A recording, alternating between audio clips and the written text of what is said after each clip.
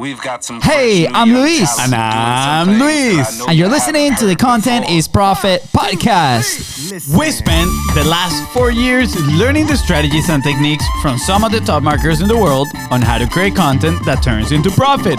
And today, we're bringing them to you so you can take action immediately and start creating real content momentum. If you'd like to learn more about how to turn your content into profit, go to contentisprofit.com. Oh, yeah.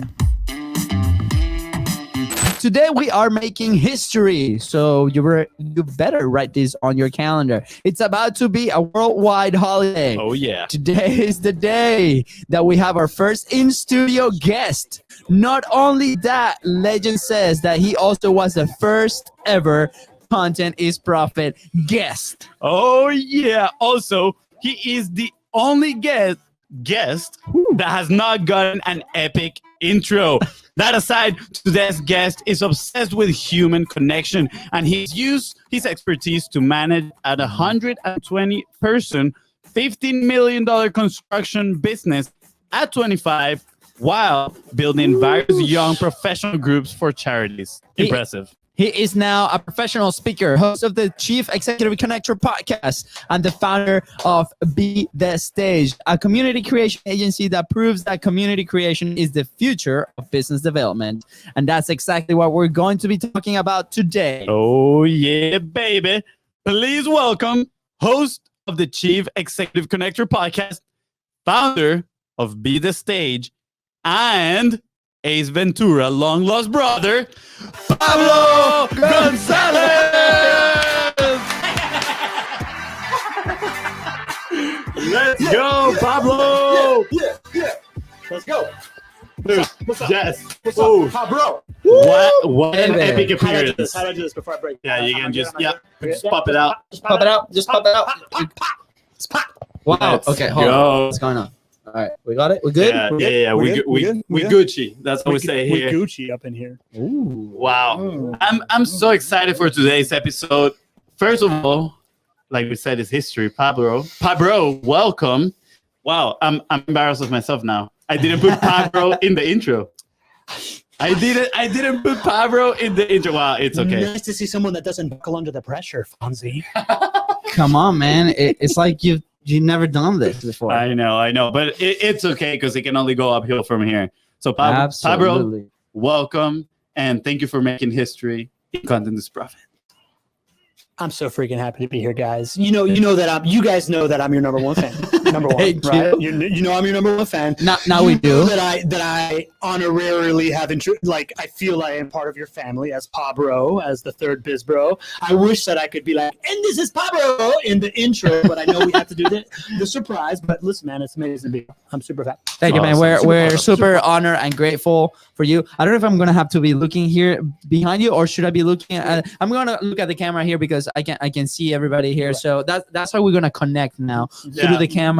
Eyes. Thank you, people. Everybody tuning in. If you're tuning in live, just put #live. Today, making history in Content is Profit. I know I don't want the listening audience to feel left out because you guys are like, we're just gonna looking at the camera. For those listening, guys, just connect with these sensual voices that you're listening right now. You know, feel the passion, feel the warmth. This is about to get real, and Pablo here is gonna teach you why community creation is, the future of business development, right? Before we dive into this amazing gem of Okay. conversation, because this has changed thousands of lives, not only in the markets that we work, but it will be changing millions of lives, because this is the way to go now on how we do this. And we talked about it in just a little. But Pablo, tell for those the ones that have not heard your show, which I figure Episode 16. no, just Just throwing it out there.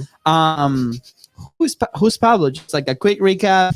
Like, who are you? What are you doing? What you do now? Yes, I will absolutely say who Pablo is. Before I was born into your family, as you guys all know this, so it's weird for me to explain it. I'm going to explain it to our friends that are watching on Facebook, our buddy that's listening inside of their ear right now. I am somebody that I'm the most American person in my family. My formative memory of my childhood is walking into preschool in Miami, knowing I'm the only kid that didn't speak English. And that that visual feeling, like the look of the room, still very vivid in my head at 3 years old. Luckily for me, I made one friend that spoke Spanish. He became my BFF, Jose Garrido. And, you know, at that age, you're a sponge, right? So you absorb the language. But a year later, we moved to Spain and we enrolled in this British academy.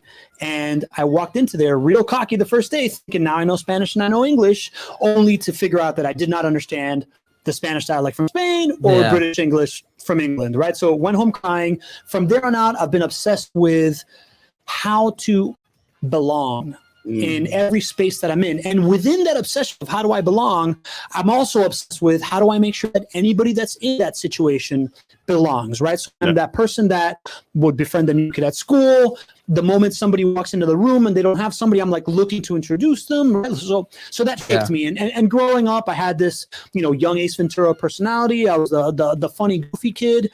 And I'm just going to kind of take you guys through 3 steps of where I got to as quickly as I can without the whole backstory, right? But at a certain point in my early 30s, I went from understanding that I can't just be the funny guy, right? Like as soon as I got into the grown-up world of business relationships, I started looking around and thinking, I can't just be the jackass. I can't just be the clown. I need to figure out another way to bond with people. And what I realized at that point was that the way that grown-ups build relationships is through giving value to each other, right? Like that is what brings people close to you. If I do you a favor, you're going to like me for it, period, right? Like that's just how it goes. So I set this obsession on how to create value around people. And right around that time, my brother got sick of pancreatic cancer, fought it for 2 years, passed away. And at his funeral, when 1,200 people showed up to the funeral, I looked around and I thought at this lowest point in my life, I looked around and realized community, right? Like the buoyant effect of all these people showing up at my family's hardest moments and everything that led up to that made me realize immediately that this is the most valuable thing anybody could have done for me. And then I thought about it even further and I thought, oh, this is what the church does. The oldest business model in the world, right? Like that has been succeeding forever is this vessel of community for people. And that's why it's so prevalent everywhere, right? So that was the second iteration. And then after that, I just didn't shut up about it, right? I was in the construction world. I was in this, as you guys know, I started all these young professional groups for these charities and I was developing my own audience. And then once I realized that this value exchange and this community thing is the way that you build relationships and the most value that you can give to people is the sense of belonging, I just didn't shut up about it until I got into the online space, right? Like I became a business developer through all this stuff. We're going to probably talk about that. And then I got into the online space. And once I got into the online space as the VP of business development for a e-commerce company was when I started realizing that content, that online content, right? The way that you can create these relationships to scale is online content. And ever since then, all I have been doing is reverse engineering everything that I've known about likability and about how to get people to belong and how I can get in and belong into the content interface and then applying that to the old school style of business development, relationship building. And I've realized that nobody thinks of it that way, right? Like most of the people that you guys do, right? But most of the people that you talk to are either marketers or they come from media and they understand content and media and marketing, or they are a relationship business. They're a lawyer, they're an accountant, they're a real estate company that understands the value of networking and making friends with each other. And they think they're these 2 separate buckets. And what I've just, I think the big realization, the big aha moment of my life and the basis of my company is the marriage of those things, is how you make a relationship business a scalable customer acquisition model.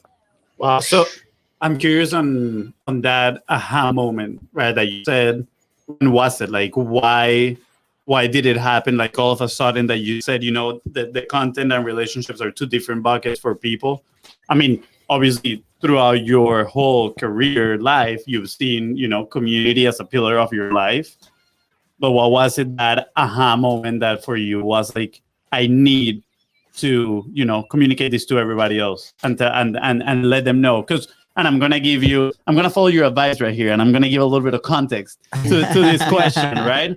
But for us, Give context to why you said that. yeah, because when we started, right, like you hear all these messages, people, you gotta publish, but they never tell you exactly why, right? I mean, the main why is because you're gonna get clients, right? If you don't show up in front of your prospects, they're not gonna buy from you, right? So that is usually the only reason they tell you.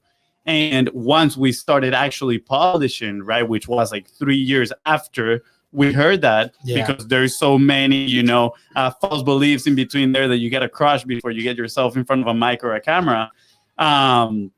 We started realizing that it wasn't just about being in front of your prospects, right?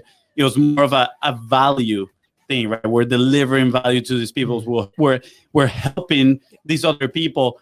And by default, like the result of that is clients, right? By giving value and by building these relationships is clients. But, that is kind of like how we have discovered. Obviously, you have played a huge role in that in our life.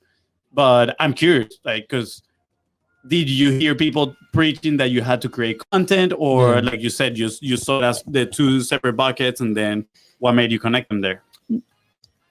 I saw it as two separate buckets first, right? But you know this story, right? The big aha moment for me of how do you go from relationship building one-to-one to one-to-many involved the stage.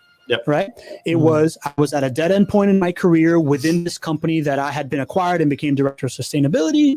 On the side, I had been building all these young professional groups. I'd become a skilled public speaker. And at the last moment, my CEO that was supposed to be speaking at a panel for smart cities in front of the Economic Development Agency of Miami decided he didn't want to go. And they looked around. They're like, well, who can we send? They're like, well, Pablo's a good presenter, and sustainability, I think, has something to do with this. So they sent me in. I showed up to this room that had maybe about 50 people in it. And listen, I've been on stage plenty, right? Because when you're in the nonprofit world, which I think is a really, really valuable thing for anybody young to do, you become a skilled networker because you have to go to all these events. Then as you get up the channel, then you're like introducing people when they come in, right? You're like the host of the event, then maybe you're the moderator, then maybe you're on a panel, whatever. But for the first time ever, I walk into this room, did not know what was going to happen. But I get on the stage as a panelist, and I share the stage with the head of Latin America for Cisco Systems and the head of the Smart Cities Initiative for like the World Bank or the World Economic Forum. I forget what agency it was, but it was an international economic development agency. It was a stage I did not belong on, right? And I just did my thing, right? Like I spoke about it. I spoke because I'm a presenter and this and that. What happened was when I came off that stage for the first time ever, there was a line of 6 people deep waiting to talk to me.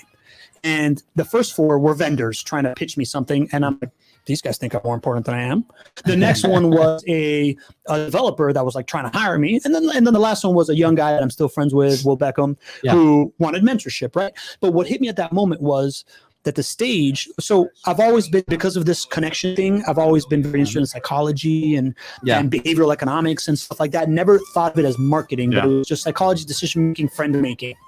What hit me immediately was, oh, okay, that's right. The brain justifies what it sees, not the other way around. So when you walk in a room and someone's on a stage, they have this effect of like, well, since I'm in the audience and they're on the stage, they must be something special. And then on top of that, being guilty by association on the stage with a bunch of people of a high ilk is another huge branding play that people have been doing forever in the music industry and the movie industry and all this like brand placement stuff that happens and everything, right? So that was the first moment. The first moment was like, okay, the stage is the leverage point to scale relationship building because you can speak from one-to-one to one-to-many. Right. So at that point, I became obsessed with the concept of not being on stages, but providing stages for other people. And at that point, all I thought was that format. That was the only thing that came to my mind is how can I host panel events where I put people on stage that they can share credibility with others and speak one-to-many while I interview them about what they're good at. And then when I got into the online world, my partner in that software company is somebody that had started selling on Amazon, figured something out that was how to outsource selling on Amazon. Then he got invited to speak at an event on a stage that was huge.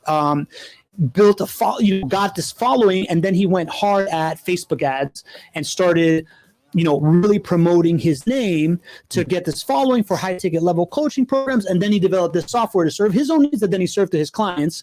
And when I came in, what I realized was that all these people that had seen him on Facebook talking about Amazon and saw him at the stage, and then it transferred to Facebook that now stages are everywhere. Right. Yeah. So the idea that content isn't just content. Content is you on a stage, somebody looking at us right now on their phone, listening to us in their ears, the same way that we listen to our favorite records growing up, our favorite CDs or MP3s for you guys' generation. Growing up inside your ear, you're just like absorbing people's knowledge in a way where you're like, no, I'm the audience and they're the star, and that's why I'm here, because they have something special to offer. So once I realized that, I'm like, oh, okay, there's stages everywhere. So now I'm just like, well, if that's a stage, also what else is a stage? An email list can be a stage, a podcast is a stage. I look at a book as a stage, right? When you publish a book, really what you're doing is giving as many people as possible, without you being there, the opportunity to consume you for 8 to 12 hours and see you as this person that you are the audience. Absolutely. And they are the star, right? So like as I iterated through, I realized that's what was happening. And then after that, it was just a matter of like, this is the big realization of my life. So end of 2018, beginning of 2019, I just left the partnership because I wasn't like an e-commerce guy and just decided I wanted to follow this path. And now here I am at the launch of Be The Stage as my company with my partner, Isa. Which is a great name, Be The Stage, for, you know, all the reasons that you literally just talked about, which is absolutely amazing.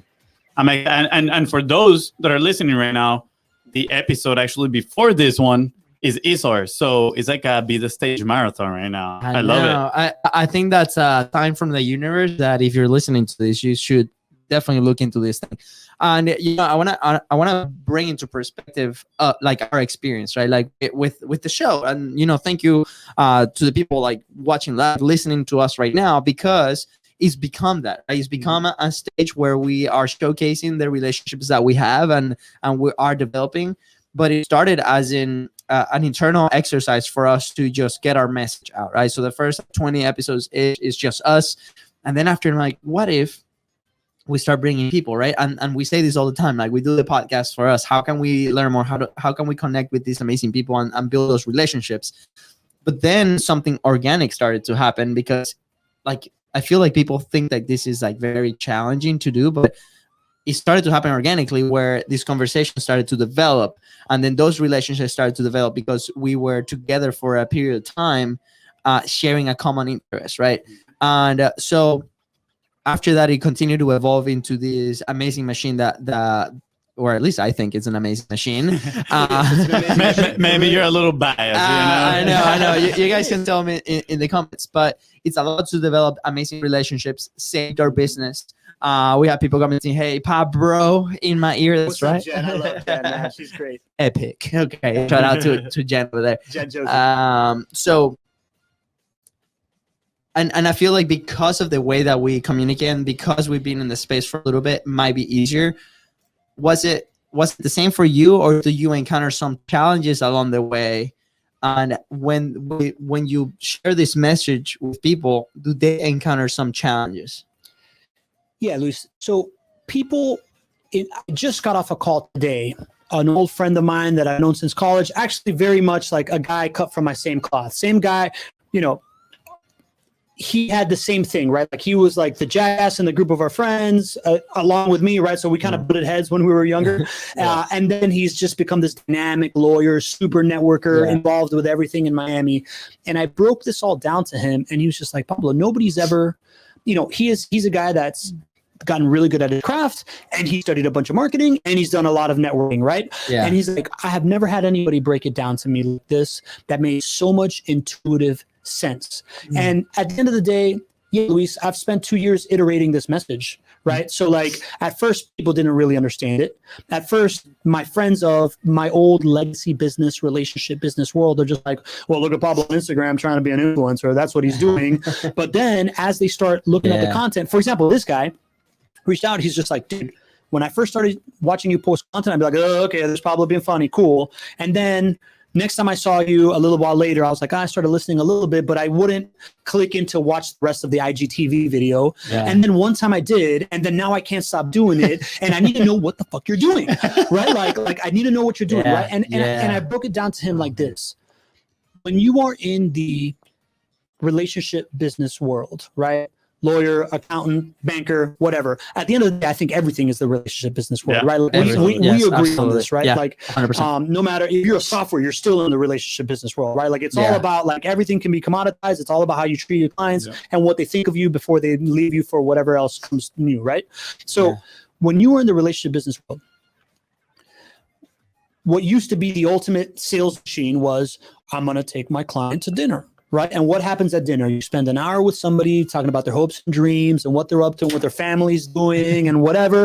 And Yeah. then you're like, oh, well, how can I help you out? Blah, blah, blah, blah, blah, right? Like that was the relationship building tool. Yeah. Still is, right? Golf game. We're just talking about golf, right? Yeah, Like yeah. 4 hours with somebody on a golf course. Or a poker tournament, Or right? a poker Like, tournament. Yeah, we're just at Nathan Just Rough here talking talking about about it, right?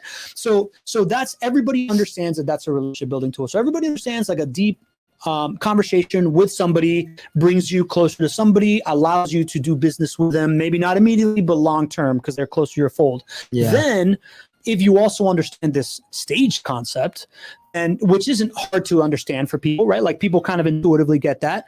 The idea of featuring somebody as a keynote speaker at your event is a super value add to somebody, right? Like if you're like so let's take it one step further. If I introduce you to somebody, that's a value add. Everybody gets that, right? So Absolutely. so now if I'm not just introducing you, but I'm also putting you on stage in front of 100 of clients, that's a huge value add, right? So now if you mix the two of them, right? What if you have this intimate dinner relationship in front of 100 of your clients, and oh, by the way, it now lives forever in a way that Jen can consume it right now, in the way that Justin can consume it on podcast right now because he's listening right now, or in a way that as you're scrolling through Instagram, your old friend you haven't talked to in 3 months can be like, oh, here's a 3-minute little tidbit of Luis, what's he up to? And consume it that way, right? So like when you explain it in the sense of like, these are just the same old relationship mechanisms, then the interview is the dinner, the doing it live in front of an audience or doing it on Facebook or just doing it on a podcast is the stage keynote. And then the repurposing of the content that you guys do so freaking well, better than anybody else in the world, is the automated follow-up mechanism, is the, how do I introduce you? Oh, I'm just going to forward you this Instagram clip of my friend. Oh, I'm just going to forward you this podcast. It is the enabler of introductions for everybody and the follow-up mechanism if you're doing it consistently and you're just showing up in people's feeds once a day, 3 times a day, 5 times a day, whatever, right? 75 a day. Shout out to Holly. Or not just that, right? But like showing up in multiple forms the way that you guys have perfected, right? Like if I'm showing up 4 times a day, let's just say once a day on Instagram, I'm showing up once a day on LinkedIn, I'm showing up once a day on Facebook, I'm showing up once a week in my podcast feed, I'm showing up once a week on YouTube, I'm showing up once a week in my email inbox, and I'm showing up once a week in a blog, but it's not invasive, right? Like it's not like you're not sitting there like trying to sell anybody. All you're doing is putting people on a stage and allowing them to enroll into the audience as opposed to beating them over the head of, oh yeah, no, be my client. No, it's not be my client. It's like, here, if you like this is for you, or you can scroll right past it. You can delete the email. No big deal. But when you break it down to people like that, now they understand that this is a dinner, golf game, keynote speech / CRM all in one. Absolutely, dude, I love it, and it goes hand in hand. Well, first off, I wanna highlight something that you said. You were working on your message for 2 years. So I want to highlight that for the audience, right? Like this is nothing that it was born like overnight. Just like Pablo's show, just like his relationships, just like us. It's something that you have to nurture, right? Like not only the art of publishing, but the art of the relationship.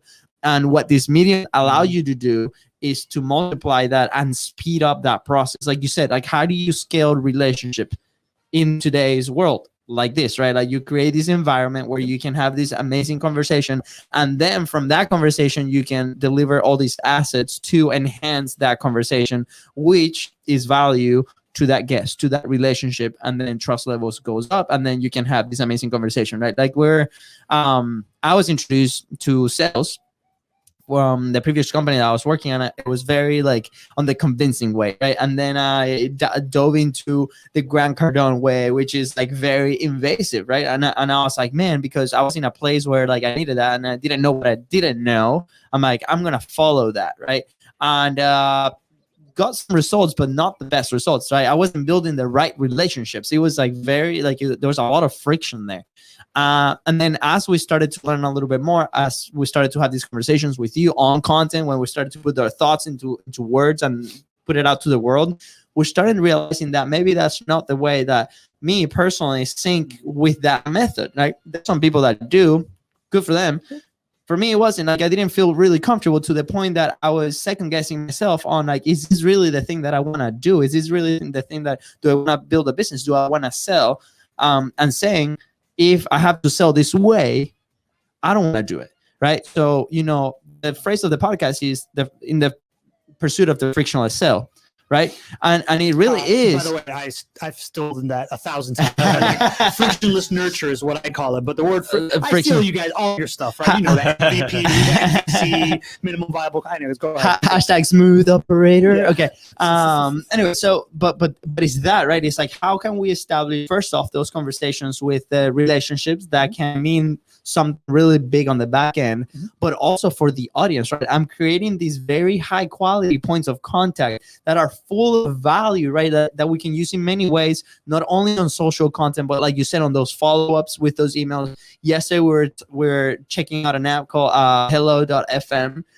With one of our like clients, like Hello Audio, right? And then we can grab those pieces like of golden nuggets and compile them to where like, hey man, you want to listen to something really inspirational, so it can like kickstart your thought process. Man, listen to that. I'm like, wow, amazing solutions, right? That come from this amazing conversation, and to the guest is so much value. And then really, you know, it's a cookie analogy. I'm giving cookies. Yep. And then when I have the ask, I just take one, but they have so many cookies in their hands, they're not going to get angry, right? Yeah. Which, you know, Fonzie, that doesn't happen, because every time he has a ton of cookies and I ask for one, he gets like super angry. But I have none left because I ate them all. That's what happened. That's what happened.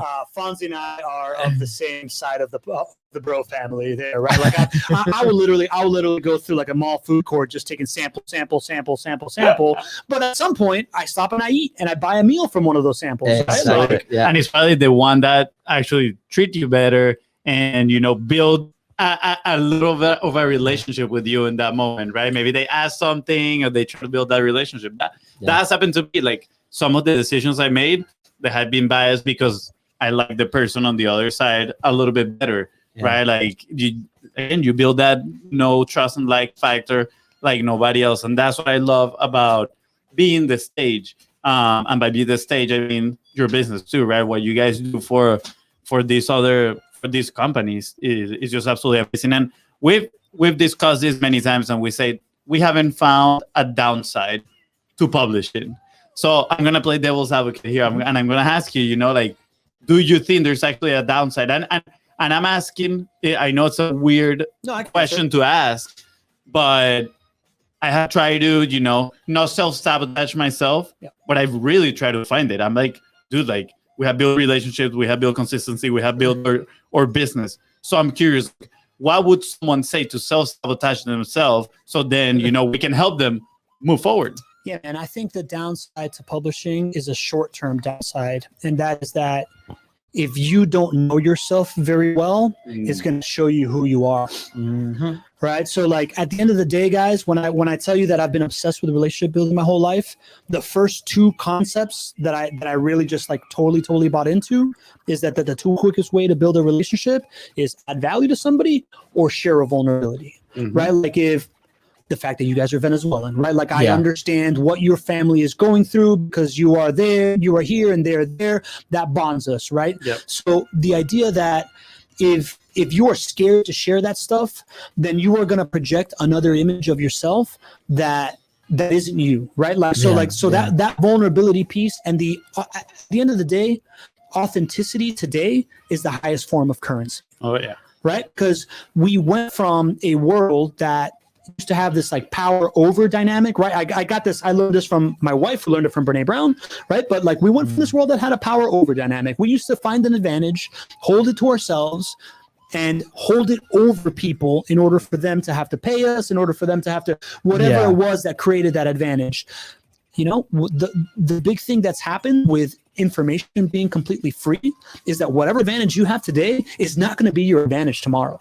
Yeah. Right. So you got to figure out how to win on a power with dynamic. Yeah. And the only way that you can figure out a power with dynamic is by really understanding who you are and what value you have to offer, and then understanding who the people around you are, what value they have to offer, and figure out how to make the best pizza out of it, man. You know, like that's it, right? So to me, the downside of publishing, right? Because I talk to my friends about, listen, at the end of the day, if you look at our culture, right?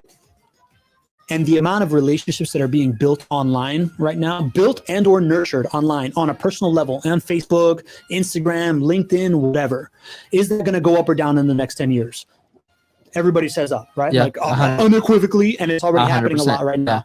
Then I'm like, okay, so what are you teaching your kids about how to communicate? Like, do you would you want a kid that's a really good public speaker, like I was as a kid, Absolutely. right? Do you want a kid that talks to adults and can, like I did when I was a kid, when we'd fly from Madrid to Caracas, and I would ask to sit by myself because I'd sit next to some adult and I'd convince them to buy me a Toblerone, and that adult would go be like, "Oh, you feed this guy's amazing." Go talking to my parents, right? Like you want that kid, so you got to teach your kid how to communicate online because this is not going away. Right. Yeah. So at the end of the day, what they tell me, the downside there is like, yeah, man, but they're not ready. They're not ready for like trolls, and they're not ready for comments and blah, blah, blah, blah, blah. And I get that for a kid on the short term. Right. Yeah. But also at the end of the day, you need to prepare yourself for feedback, man. You know, like this is the way that the world communicates. This is the way that the world gives feedback at scale. And you talked about me refining my message for 2 years. You know why I was able to so quickly iterate through my message?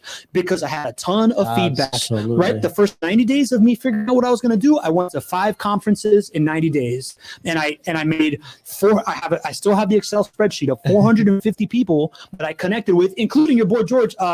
George Bryant, episode George released a few weeks ago. Yeah. Super huge man crush on that guy after listening to this episode. George, you just shut out. You know? Shout out to George. You know, I connected with 450 people. Like, hey man, I'm thinking about being a professional networker. What do you think about this? I'm thinking about being a speaker. What do you think about that? Iterate, 450 times in 90 days conversations, right? Then when I took it to online, now I was having those conversations, plus the world could tell me what it was, right? Plus like my tia Begonia could tell me what it was in Venezuela if she had a look on it, right? Like my nieces can tell me if this is cool or not. My parents can. My buddy Justin Cappy, who I was just talking about, right? Like he can reach out and be like, yo man, I knew you in college and I've known you now, and like now I'm really impressed. That's feedback, bro. Like I wouldn't be getting that feedback if I was just in a room shaking hands, right? So like the downside to it is feedback. If you're not comfortable with feedback, and by the way, that's a downside for you as you perceive it, but it's only going to make you a better person. That's what I was going to say. I'm like, is it actually a downside, right? Because look, like at the end of the day, you said if you don't know who you are, publishing will show you pretty quickly, right? Absolutely. And 100%. I think that's incredible, especially for people that are looking to grow. And if you're putting yourself out there and you know, publishing, you probably are looking to grow as a person, as an entrepreneur, as a business owner. So putting yourself in those uncomfortable situations are going to lead you to growth. So it leads to my original question: is there actually a downside? Right? I don't think there is. I think that's the perceived downside. The perceived downside is people are going to figure out I'm a fraud, but they're only going to think you're a fraud if you're acting like a fraud. And guess what? The quicker you realize that being a fraud is not good for you, the better you're going to be long term. That's why you got to jump on and do your 45 live from your phone on your house, because you know this is how this relationship started. That the big time, right? And just be authentic. I want to highlight something that you said earlier: the power of repeat conversations, right? You say you went to these live events, right? That was the method at the time, and you started asking these questions. Same thing happens with us, Fun Hacking Live 2020. Like we met this one photographer. Shout out to Nate, amazing guy, right? And he's like, man, like I would like to use your product, right? Like. How much will you charge me? And he was a different type of customer. And because we were having that conversation, we got back on the product, right? And then immediately we were like, let's test this, because everybody in this conference produces content that we might be able to work with, right? And we were looking at it at a very different angle. So we go out and we start asking everybody in the lines, like, this is what we do. This is how we do it. Everybody's like, that's genius. That's amazing. Let me introduce you to somebody. And the feedback was so overwhelmingly positive that we're like, man, we completely switched, you know, when things got really bad, we're like, we have to go there, right? That's when COVID happened and we transitioned completely online, and things have been like really, really good since. And not only that. Fun fact, sorry, real quick, is this a little tangent? If you guys go in a conference and you're looking to meet people and prove your ideas, in a piece of paper, write, "We want to meet you," or if you're by yourself, "I want to meet you," yes. and take a picture with it, Totally and forgot then about that. open your airdrop, and you're gonna see all the people that have their airdrops open, and just airdrop them on their phone, and they're gonna see your face like, "I want to meet you," and they're gonna be looking for you immediately. You're gonna see people like this turning their heads and like, he got it, she got it, and then you can go and talk to them. He says it because we actually did that, Yeah, that's and what we we're did. So smart, bro. I'm adding that to my networking. Let's go. airdrop. Anyway, so One of those posted. Yeah. airdrop. So anyway, so if the shortest, and I'm doing air quotes for those listening, path to growth or improvement is to get as much feedback as possible. It's like, okay, we talked to Jared about this, like feeling forward. How do I Iteration, man. iteration? How do I get more samples, right? Let's not call it failures, let's call it samples. How do I get samples? Like, go out and have these conversations. Now, if you cannot be at an event, right? Because right now, with whatever the world is happening, or money wise, or you cannot just get physically to that event. Now we have these amazing platforms that you can have that conversation every single day, and then you can use that content to repeatedly put it out there, right? Like we were having conversation with Holly Homer, third biggest kids blog in America, 10 million views last month, right? She's saying, I post 75 times a day on Facebook. Imagine how much feedback she's getting. She's data driven, right? Everybody's like, she mentioned this in a conference, and people are butchering her because like, you're not supposed to post more than 2 a day, like whatever. And she's like, man, like my data says that everything goes up. My data says that this is the feedback. My data says that these are the articles we need to share. This is the what data says, right? Yeah. So how can I collect more data? And I think, like you said, that perception is what limits people from deep diving into 100%. This thing. And I remember the first conversation that we had with one of our clients, right? Together. Yeah. We're proposing this, and we're like, we need to create multiple points of contact across multiple platforms and test this out. And they were so worried that we were going to inundate like these people. And what happened? Now they're like, give me more, because we're getting traffic, because we're getting these amazing conversations, right, on the relationship with that stage that you were able to build through the content that on our side we've been able to publish, right? So I think that's a belief that we can crush today on the repeat conversations, man. It's amazing. My take on that is that someone realized that they didn't have the capacity of publishing that many times, and they were like, how do I sell my idea? I'm going to create this thing that says you can only post two times a day and sell people on that idea. Yeah. And I think it has become the normal that people kind of like look at themselves. They're like, oh, I cannot do it this many times, so I'm going to settle for this. Well, so let me say something else, right? Number one, data is amazing, right? There's also that graph that Grant Cardone puts out that's like the publishing income that is a really, really nice representation. Yeah. What I hear, and I heard it today in that conversation with my buddy Cappy, right? He goes, how much is too much? Like, how do you know if you're oversaturating the market? When it comes to social media, the algorithm solves for that. Yeah. Because the way that the algorithm works is that it shows you a little bit of something. If you interact with it, it shows you more. If you don't interact with it, it shows you less. So guess what? If you're posting 150 times a day, and every time that you post, I scroll right through it, they're not going to keep showing it to me. So it doesn't matter. Whereas if I, kind of like Happy said, when I engage with it, then it's going to show me the second post of the day. Absolutely. Yeah. You know, and a couple down the screen. If I engage with that one, it's going to show it to me again. And I explained that to him. He's like, you're right.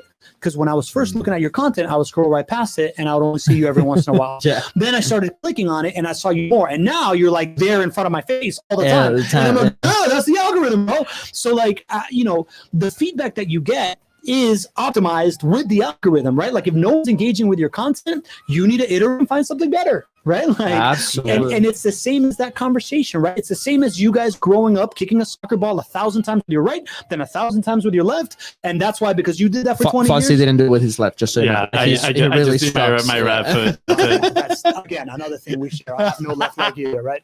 But listen, man, it's the same thing in communications, right? Like it's the same thing in communicating. The first time that I gave a speech on stage, I wasn't that good. And then after a couple of times that I was, in this nonprofit world introducing people, I remember an event where I came up, I gave this like 20-minute introduction of this like 150-person event that I had put together. I come off the stage, and my buddy Greg Deutsch, who's a lawyer and a great public speaker, was like, dude, when did you learn to to speak so well. Like you didn't say you didn't say I was like, oh, I guess it's like the 15th time I've done this.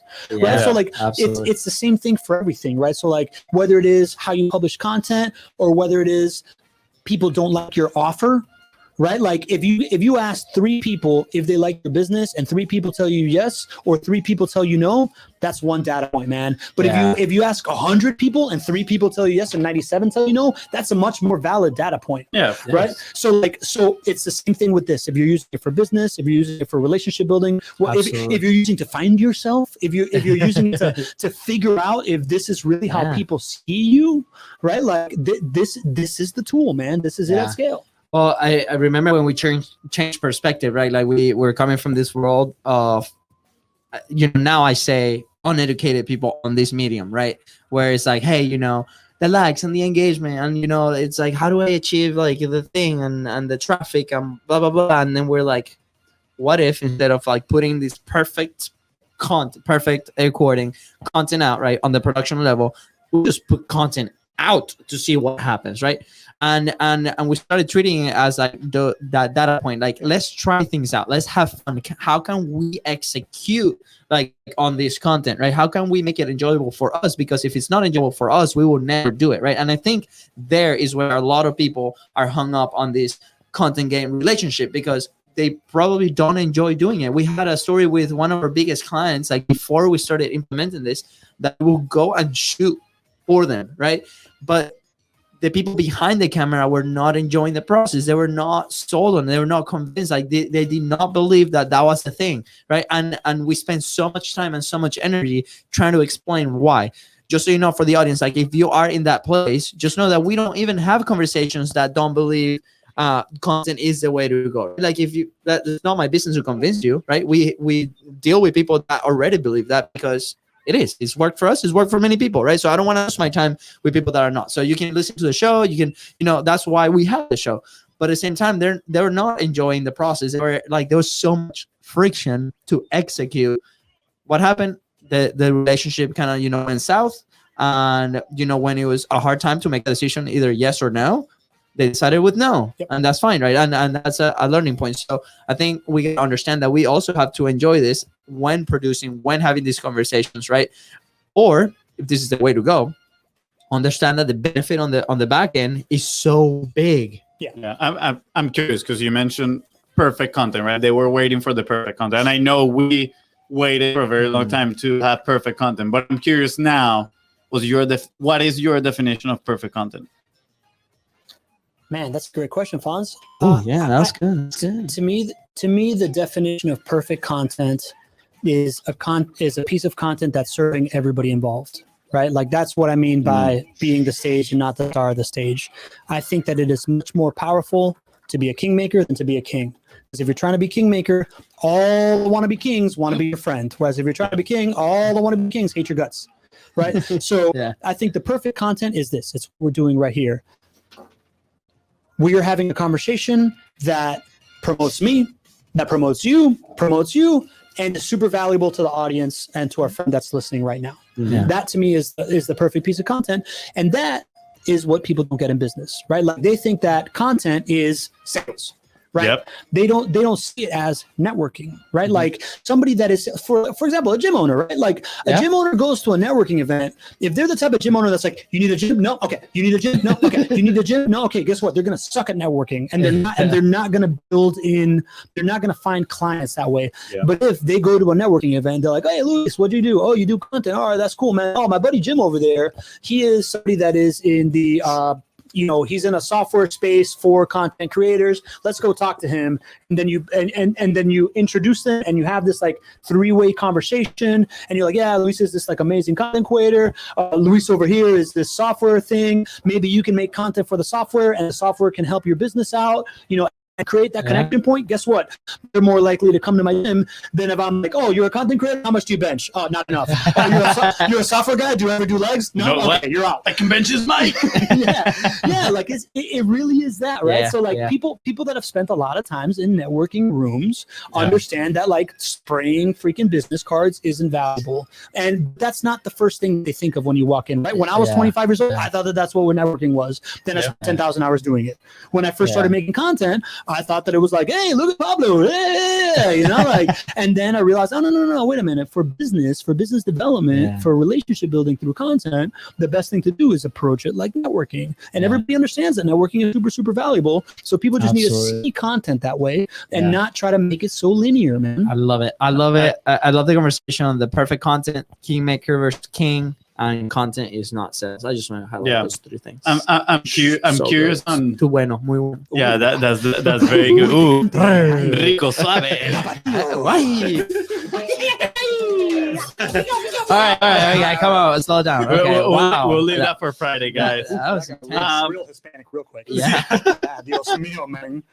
So I love what you said about perfect content, which serves everyone involved, right? And I mean, I love that because most people think perfect content from a production standpoint, right? And we always say, like, this is actually the message we started telling ourselves to get 45 Live done, which was quality of the message before quality of the production, right? And that for us was huge because that's when we realized you can have the best looking video, but if the message is not there, people are not gonna, right? Like they're not gonna watch it. Yeah. But you can have a turbo production if you have the message. Yeah. They're probably gonna stick there and watch it through. So I think a good message too helps as well with serving everybody involved. But I think yours just took it to a whole different level. And I'm like, you steal some of your stuff, I'm gonna steal this stuff from you. But I'm curious. As you were talking, you were like, most people that get into networking, they get in with the idea of spraying business cards and, like the same mentality. And I feel it's the same with sales. Yeah. People that get into sales, most people think is convincing a lot, those hard sales.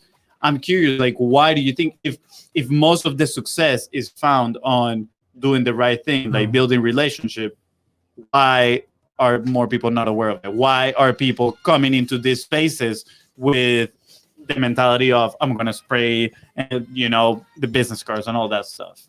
I think it's because we're an inflection point in history. Like I said, we were, for the last 2,000 years of humanity, we've been under this power over dynamic. And that's how you achieve what you want, is by beating the shit out of somebody else that has it.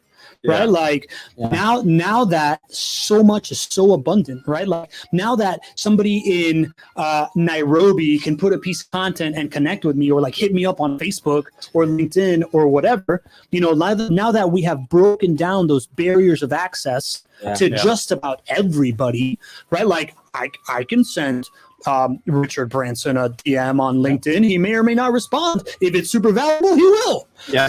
Like before that, to get a meeting with Richard Branson, I had to stalk him for a month and buy his secretary coffee every morning, and or go to his island or swim to his island. Like who knows? Take a jet ski to his island, whatever, right? Like, but like now that there's no more, now that we have removed the barriers of access, we are in an inflection point in history, right? Like we are in this moment where the world, it seems so obvious to us because we're in this world, but the majority of the business world, the majority of anybody that is 30 and over. Sorry, we gotta acknowledge something here. Fonzie has been playing with the freaking pen. When Pablo here is delivering the most value, and then the pen just flies over. Yeah. It's the third time that happens in the podcast, man. Come on. I'm not playing with it. It's like my, it helps me focus. Can you? Pablo's doing a trick, and he just did this crazy and dropped it. They're the same people. They're the same people. Like, this is a problem. Usually, I'm on this side of the table, so when I missed, it still lands on the table. But now there's a cliff on the other side, and when I miss, I'm like, oh, geez, I gotta go all the way down there. But okay, Pablo, sorry. Why did you interrupt the guest? I need to acknowledge this, and then you guys are the same person. So Pablo's laughing here. It doesn't care. Anyway, okay, wow. I apologize on behalf of all the listeners. We're in an inflection point in history, right? Gary Vee talks about this all the time, right? Like when the printing press came out, all of a sudden, the most powerful person in the world used to be the guy that could give the speech on a rock to 100 people and get them motivated. When the printing press came out, the writer became the most powerful person in the world because it was an inflection point in ability to scale a message, right? Like when radio came out, the person that could do radio kind of content became the most powerful person in the world. Then TV came out, and then the radio people lost, right? And then TV people became the most powerful people in the world. Right now, we're at this moment where the mixture of everything has come together. The ability to communicate in whatever medium that you can communicate in is now multiplied in any kind of medium that you want. And on top of that, it is free. That you don't have to pay for an ad, like you can amplify it with advertising, right? Like money can help, just like everything, right? But at the end of the day, all of that is there for everybody. So the abundance of what is available, the piece of the pie has become enormous, right? Like I was just talking, Cappy again, same conversation. I feel like we need to bring this Cappy into the show. I'm gonna have him on my podcast because I love this guy, right? Like he's freaking hilarious. But if you can sell $100 to 10,000 people, you're making $1 million, right? And that used to be a really difficult thing, right? Like getting to a 10,000 person audience or getting the reach to 10,000 people used to take a lot of money by itself. Yeah. Nowadays, bro, you make the right piece of content and you trend and you've got 1 million people, right? So all the at bats that you can take. I'm gonna. I love what you're saying, and I'm gonna challenge interrupted him again. Yes. Cool. Yeah. Wow. Yeah. Oh, pen drop. Pick up bro, Pablo. You're saying. By the way, like for those like tuning into the story on Pick Up Bro, Pablo was here, the founder of that idea. So clearly, I'm winning. Anyways, I'm gonna challenge that idea, right? Because you said something that like if it goes viral, like what are the chances that goes viral in a business environment, right? Like we have people, and we had this conversation earlier with Josh, right? With Josh 40, right? Because we're having this feedback on like how can we make something shareable, right? And there's different elements that we're looking at. We can dive into that later. Yeah. But for a business, right, that sells real estate, not the most sexy thing. For us, is really sexy because it's like, oh man, like recurring revenue and all these benefits on it, right? But for the normal audience out there that might not be as familiar with this topic, right? What are the chances of that content going viral, right? So I don't know. Ask Dollar Shave Club. Okay, so hold on. By the way, like I agree with what you said. I'm just trying to formulate this thought, please, and bring some context into it because you're doing a great job. I feel like thank you. I feel like I notice the sarcasm in Ponce's comment. Thank you. I acknowledge it. I ignore it. Wow, man, you just threw me off the train. You're talking about the likelihood no, hold on. viral for a business. Yeah. Yes and no. Okay, so you mentioned that, and I feel like a lot of people get hung up on that. They're in the constant look and search for a viral piece of content. Now, here's the thing. Now we have access to these free things, right? And it's not maybe one piece of content. It's a combination of all these assets that we're putting out there because we stopped looking at metrics. Yep. I don't know. We're here and there. We kind of see where it stands. But halfway through this process of launching the show, we've had about 10,000 hours of content watched. Not even like listen, just watched. Epic, bro. And that to me, like, is insane, right? Like when we're starting the show, I don't even know what we have now. Like probably up there, right?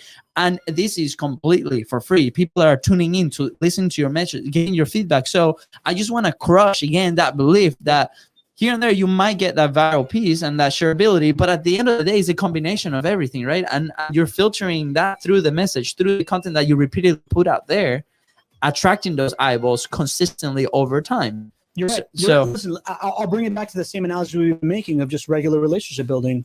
The viral content is all of a sudden you pull up to an airplane and Warren Buffett's sitting next to you. Exactly. That's, that is viral, or you go to a coffee shop in Omaha, Nebraska, and Warren Buffett is in the line behind you, right? Like completely randomly. Yeah. Publish every day is I go to Omaha, Nebraska. I go to every single fundraiser. I go to every single networking event. I go to, I go to every business event possible. I go to every church and I talk to everybody. And the likelihood of me running into Warren Buffett goes up exponentially because now I may be talking to his secretary and talking to somebody else over and over again. So they both, by the way, one feeds into the other, right? Like the more you do one, the more likely that the other becomes as well. Yep. So, I think it's right in line with what you're saying. I love that, right? And it's kind of like chasing virality. It'll lead to disappointment because you're just putting the content out there with that in mind when you cannot control whether a piece of content go viral or not. Correct. But then if you use what we call the extrovert theory, right? Which is everybody has that friend, right? That they are like, why is that person so lucky? Mm-hmm.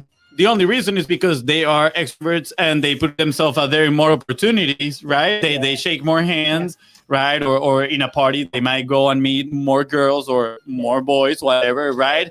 And it's like, dude, like that person gets lucky because it's getting in front of more opportunities. So what you're saying is exactly that. Create more content, put it out there more. Your chances, your probabilities of getting one of these pieces of content going viral is going to go up. Fonzie, spoiler alert, I'm the friend, right? Like I know. I'm the That's why I was looking at you. Yeah, like my brother used to call me Ferris Bueller, right? Like, I don't know if you guys have seen the movie Ferris Bueller Days Off, right? Like the guy that everything always breaks right for, because I was always in the mix, right? Like I'm always just like looking to connect with people and blah blah blah blah blah, and I get lucky all the time.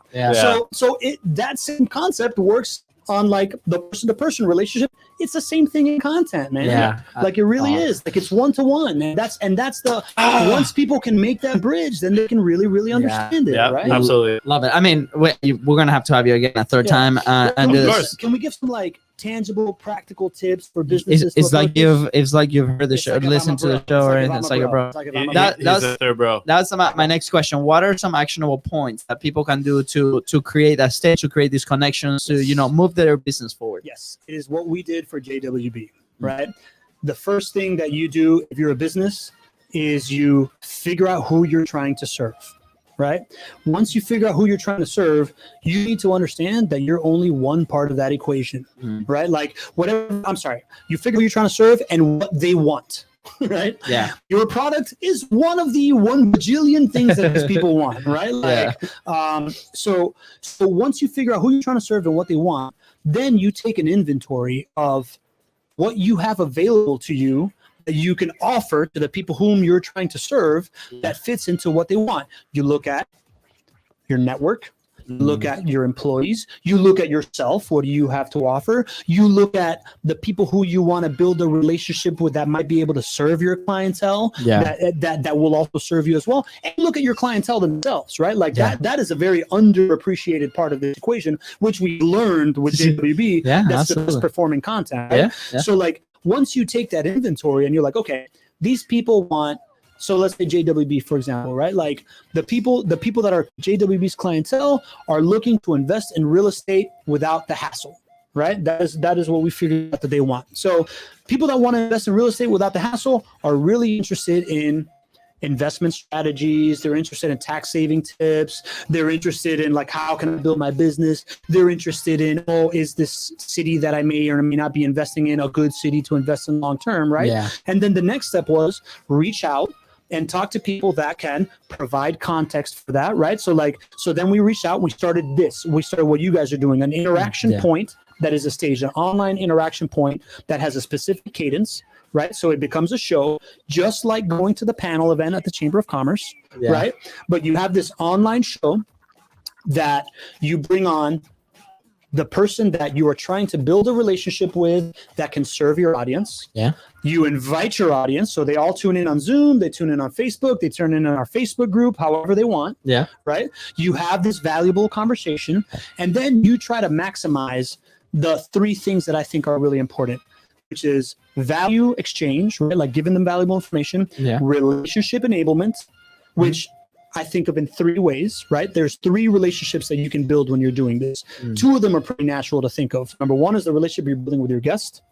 Number 2 is, so in relationship enablement, it's all about the audience seeing themselves in the content, right? So, so you want to create the relationship between you and your guest. You want to create the relationship between you and your audience, and then you want to create the relationship between your audience and your guest, right? And then you want to maximize content out of that, right? So it's like value, relationships, content, and the way that you maximize content is by hiring the biz bros, right? Like or by figuring out what you guys do for a living, which is better than anybody else that I've seen. And I've been thinking about this for a long time. It's how do you take a 1 hour long video, turn it into a 1 hour long video on YouTube, turn it into a 10 minutes best of on YouTube, turn it into 5 pieces of video content that is storytelling, 5 quote cards, 5 questions and answer segments, 1 email about it, 1 blog about it, 1 podcast about it, right? Like now you're showing up everywhere and you're creating this web, and you want the content to focus on the audience seeing themselves in it.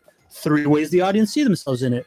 2 of them are natural. One of them is it valuable to me, right? Like then I'll tune in. 2 of them is, am I there? Am I being invited on, right? Like that's the whole like having your client on as a guest. And third, which is what I think Gary Vee does so well, is how can you incorporate somebody asking a question into the content, right? Ooh, whether it's hey, Jen Josie said blah, like Jen Josie said these 3 guys are in the relationship business loaded with sincerity and authenticity. Thank you. And Jen Josie is an awesome real estate pro that you want to connect with her, and she's great. And by the way, here's the answer to what Jen Josie just asked, and make sure that her name and what she asked and the answer makes it into the micro content. Now creates this effect of like, oh shit, I got to show up live to the Biz Bro show because I may make it onto the micro content to the Biz Bro show, and then that's going to expose me to their audience, right? So that's the same reason why I follow Gary Vee around everywhere, because every time I go see him speak live, I get up and ask an intelligent question, and D-Rock puts his camera on me, and all of a sudden I'm in his Instagram feed, and I've showed up in Gary Vee's social media 3 times already, and that is a huge that's a huge credibility factor for you, right? So it's take inventory of who the people you're trying to serve and what they need. Take inventory of the assets that you have around you that can serve that need. Create the stage where you are bringing in the people that they need, the relationships that they want to form, and the information that they want to learn. Serve it up to them at scale, and then make sure that the 3 pieces of relationship building make it into micro content in as many ways as possible. It's that freaking simple. Whew. Mind blown. Masterclass. Exclusive, guys. You heard it here at Content is Profit podcast for the first time. And I want to add a piece of consistently. Do this consistently. How long have we been doing this? For a few months now. Almost a year. And how long are they planning on doing it? He was literally talking about 100 years. They're literally building a studio to continue this strategy, because the results not only of the relationships, but with the clients, right? Like the quality of people that are coming in, like there are people that are interested, that want to do this. Yeah. So the benefits are like I said, their average order price has gone up, right? Like it went from the way that the story arc plays out when you start doing this, which is what I predicted, which is exactly what's happening. Is first you reactivate old clients of yours that were like, oh yeah, I remember, I love these guys. Why don't I invest in more properties? Why don't I buy more t-shirts? Why don't I go to the gym more often? Right? Like those people come back, then your sales increase, right? Like Q1 was reactivation of customers. Q2 was their sales increased. Q3 became their average order price went up, because now people that are investing in properties aren't just buying one property because they're like, I want to get into rental income investing. They're like, oh no, this is a wealth creation vehicle of an asset class that fits into my portfolio like this, and I'll take 3 homes, please. Right? That's what happens. And you're listening, guys. Like this is, if this works in this market, it works in anywhere. Like the other day we were having a conversation. We're selling houses, bro. Exactly. They're selling houses. Like to me, that's mind blowing through content. So Pablo, what you guys like kickstarted here with like Be the Stage and that strategy is amazing. And thank you so much for allowing us to be a part of this. Because yes, I mean, we do believe in content, and it is a piece of this incredible strategy. So if you guys want to connect with Pablo and make sure that this is something that you guys are looking into, this can be really applied to any model. Because the other day we had a business like a fitness market director here in the office asking us some questions on how to do this, right? And we're like, look, when we started working with you guys, it's the same client that we lost a few months ago, right? And they came back to us. So it's like, hey, can this happen again? And we're like, oh, we don't know. But they're like, we tackle it very differently. We miss the connection part with the other business. But how can you network and develop the relationship if you're a brick and mortar with the businesses that are next to you? Bring them into that platform, collaborate together. Then you have content for both like locations. You guys distribute that. It's points of contact for both of you guys. Value for them, value for you. Then you can do a joint venture, figure out a promotion. Like there's so much stuff. Like it's so good. It can be applied anywhere, honestly. Anywhere. The other day, exercise, right? Like, can we just? I'm sorry, bro. Go. Appreciate it. Thank you. The other day we had a musician, actually, a conversation with a musician, and he was talking about, we're trying to sell merch and like the ads and the thing, and I'm like, dude, like you wanna get up there and with the authority figures, create a podcast, right? Like create your stage And who are you going to bring? You're going to bring the producers, right? That you've been trying to get conversations with, bring them on, and then share the content with them, and they'll share it. And people are going to see you at the same level as they see them. And dude, at the end of a conversation, bring your super fans, right? Exactly. Come and talk about, like, yeah, this is my favorite song. And oh, by the way, if I'm like a good looking guy or a good looking girl and someone sees something, well, I want to go to the show because I want to meet that person. Yeah. Or if I come across really cool or whatever, like come across, I'm going to go to your show. Yeah, like, absolutely. So I challenge him. I'm like, dude, at least start your 45 live. Yeah. The other day he sent me a message. He's like, I started my 45 live. He's like, I did kind of like I was writing a song and I had people over, just like hanging out with me while I was writing the song. He's like, it was awesome. It's awesome. He was mind blown. He's like, so good. can't wait to see what happens in the music industry as well with this, right? So it can be honestly applied anywhere because at the end, you're building relationships, and that's what matters. And by the way, that's another valuable tip for content is that people think that the content, content and relationship building to me are interchangeable, right? Like to me, what makes people like me, what made my buddy Cappy tune into what I'm saying, like Cappy knew that I was a good relationship builder. Yeah. He wasn't interested in me being like, I'm awesome at relationships. I'm the best networker. Yeah. Networking is the key. He started tuning in when I started talking about my process for building relationships, right? So like as a songwriter, if you can bring the audience into like, this is how I create a song, and you can, and they can show your creative process and how you think of it, that's huge. Now I want to pivot to this gym, right? So like at first with this gym, you guys were making content about the gym, right? Like if you guys, if that gym decides, you know what, Luis has an awesome workout regimen, and he is a super likable guy, and he works out here 4 times a week. If they come on, that was me. That was me like a year ago.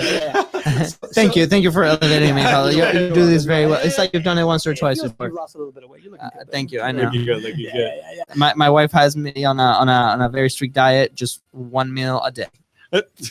So That's it. so listen, man, like if instead of, so obviously the gym is going to make content around their trainers and around what their trainers has to offer and like how likable the trainer is. To me, that's a home run, right? Yeah. But if they also start bringing in their gym regulars to be like, hey man, what's your routine? How often do you come to this gym? Like, what's your favorite exercise machine? Like, how do you use it differently than other people? And start showcasing them. That starts creating that same effect of Absolutely. Like, that person's attractive. I want to be in the gym together. That's one thing that could happen. The other thing that could happen is like, oh, this person isn't a world-class weightlifter. He's just a regular schmo that works in commercial lending at a bank, and he's in shape. So if I do that thing, then I can do it too. Relate, it becomes more approachable. And then B, now these guys get to show it to their friends. Like they're like, yo, man, check out this piece that I just worked out in the gym. Shareability, right? So it's like, Yeah.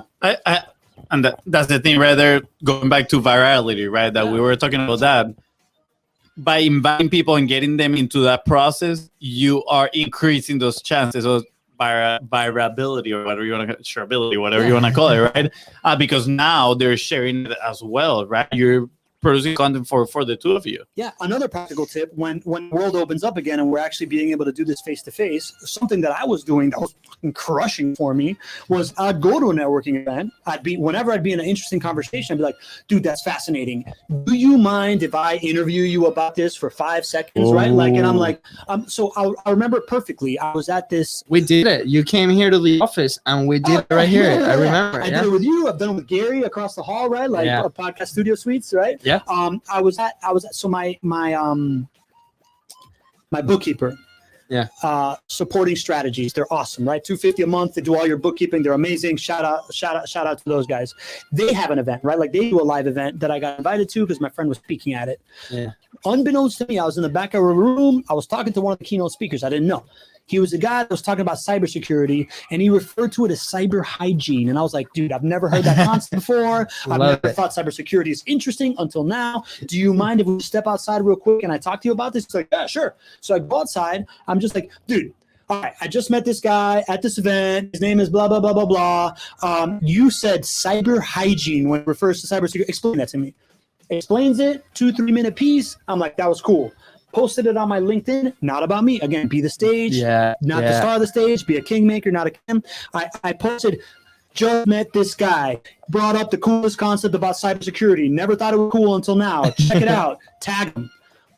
all of a sudden, everybody at the event was like, oh my God, the keynote speaker is on LinkedIn right now. I'm going to check it out. And I got a ton of followers from that event. Yeah. He got some content that went on LinkedIn to all of my audience. He got a bunch of followers from it, right? So like when you're out networking, you can do this in micro pieces, right? It's just a matter of having the conversation that you're going to have anywhere. Micro interviews just put out there. What do you have a proprietary name for this? Because I wrote down pop-up interview.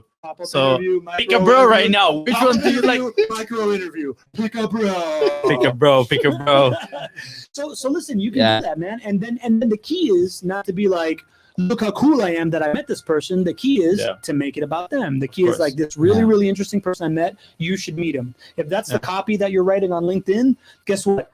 Their audience is going to think you're a nice guy, and they're going to tune into you as well. And your audience is going to check them out because you're making it about them, and they want to know. I like that. That's kind of like the acronym WIFT, right? Like, which is what's in it for them, which usually is the audience that is reading. Like when you write copy, you're like, okay, what's in it for the audience so they want to read? But now you're taking it to one step, ahead, and is what's in it for them, not just the audience, but the other person that you're trying to make them kings, right? Correct. Like you're a kingmaker. So good. And we should have brought a crown. Back to the core concept of you relationship build by adding value to people.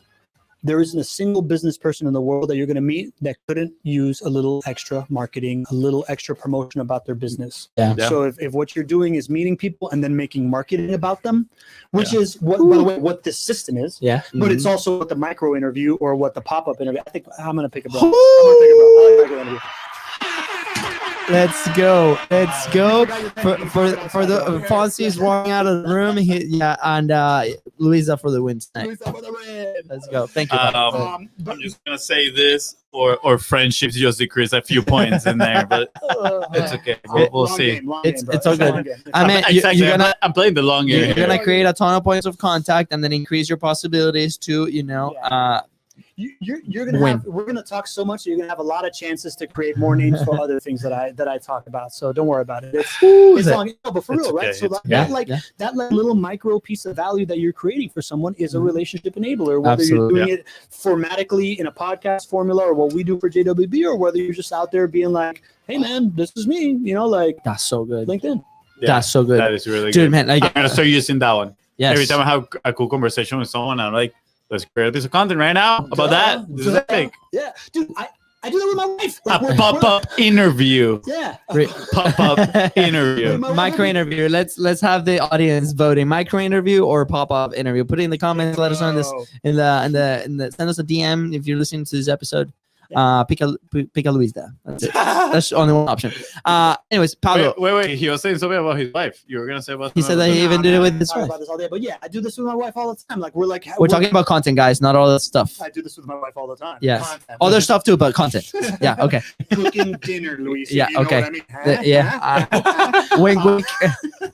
Dude, I'm so glad our wives don't listen to this thing. I know. Yeah. My wife's literally in a yoga class right now. I know that for a fact, so she's not watching, and she's not going to tune in later. So I do it with her all the time. I'm like, she'll be explaining because my wife is kind of like a Fonzie in the fact that she is explorer. She's an explorer. She's always seeking. She reads like 5 books a week, that type of stuff. And when she's explaining to me all these like really high level, like emotional concepts, I'm just like, I just see content right now. Like I just see you telling me, and I just want to be interviewing you right now, babe. Like, why don't we just go on live on Facebook?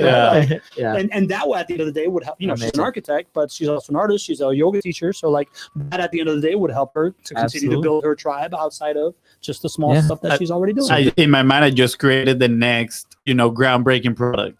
It is gonna be those pen cams, but it goes immediately live on Facebook. You sync it with your page or LinkedIn. And then as soon as someone starts talking something interesting, you like tap the pen right there. Boom, start streaming on Facebook. You got the pop-up content right there, the pop-up interview. Fonso, it's not working. Anyways, I'm trying to Pablo, so grateful for you coming into the studio today and doing this live. Yep.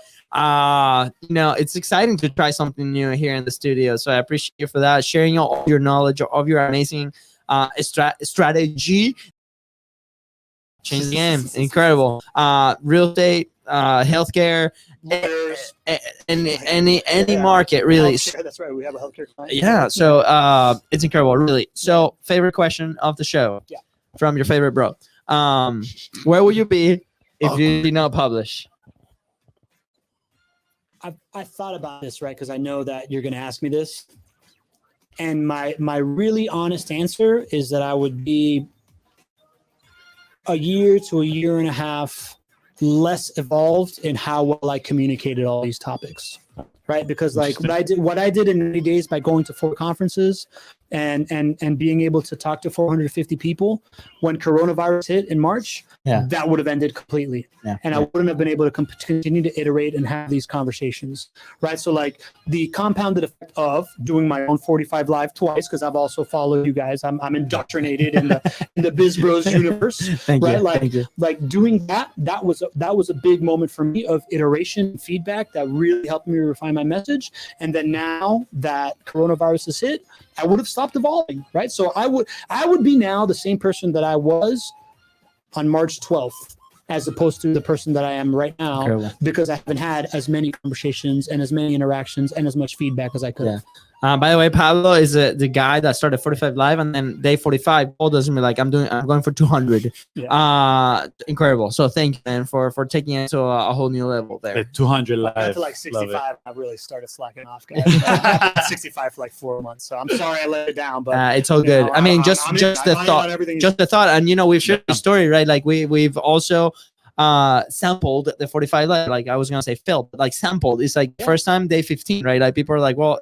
By the way, people don't give us enough credit. Like they're like, we ask them like, how long do you think we last? And they're like, 2 days. 2 days, and we're like, wow, thank you. But that says a lot, right? A lot of people are lacking that consistency, right, and accountability. And first time day 15, second time day 17, fancy. Like I was like, on my end, I was like, I need to finish this, and videos were 11:30 at night. But at the end of the day, it's because we're getting results, right? For you, it's probably the same thing. It was like you got these amazing conversations and then you started implementing and executing, right? So incredible, man. Thank you so much for sharing. How can people connect with you? How can people find you? How can people connect with Pablo? This is the official second ever time announcement of our website. Oh, because he started this on the last episode. But we just went with the MVP of our website, right? So it's just a basic model, but it's bethestage.live. Bethestage.live. So that is the B2B portal. So if you are a relationship business and you are asking yourself the question that I've been asking myself forever of how can I create as many relationships as possible? And now that networking events are closed and the Chamber of Commerce isn't happening and galas aren't happening, and you need to be able to business develop online the same way that you used to do. Bethestage.live. Amazing, guys. This takes everything to a whole new level, whole new world, really. A whole new world. Don't you close your eyes. A new fantastic point of view. Okay, guys. Karaoke night coming soon, guys. And Pablo, dude, thank you so much. With that being said, thank you so much for tuning into the Content is Profit podcast. Go ahead and subscribe. Smash that subscribe button and follow us on social media at BizBrosCo. That's right. And if you find this episode impactful and you love having Pablo here in person, please don't forget to share it and leave a 5-star review. Thank you. Thank you, guys. All right. Let's go.